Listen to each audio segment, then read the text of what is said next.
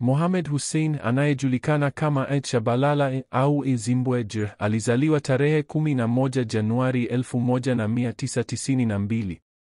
Ni mchezaji wa mpira wa miguu kutoka Tanzania anayekipiga kama beki wa kushoto katika klabu ya Simba Sports Club na timu ya taifa ya Tanzania, Taifa Stars.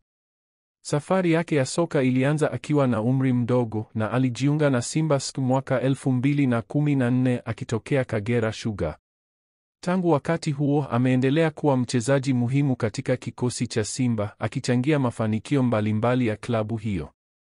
Katika ngazi ya kimataifa, Mohamed Hussein alicheza mechi yake ya kwanza na timu ya taifa ya Tanzania tarehe 22 Novemba 2015 katika michuano ya Sekafa dhidi ya Somalia.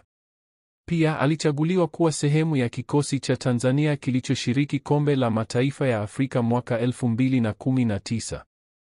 Katika msimu wa 2016-2017 alitajwa kuwa mchezaji bora wa Tanzania, na katika msimu wa 2021-2022 alichaguliwa kuwa beki bora wa Tanzania. Mbali na mafanikio yake binafsi, Mohamed Hussein ameendelea kuwa tegemeo katika safu ya ulinzi ya Simba St, akionyesha uhodari na uaminifu katika kila mchezo. Uwezo wake wa kucheza kwa ustadi mkubwa na kujituma umemfanya kuwa kipenzi cha mashabiki na mfano wa kuigwa kwa wachezaji chipukizi. Kwa sasa, Mohamed Hussein anaendelea kuonyesha kiwango cha juu katika michuano mbalimbali, akichangia mafanikio ya Simba na Taifa Stars. Uwezo wake na uzoefu wake vinaendelea kuwa nguzo muhimu katika maendeleo ya soka la Tanzania.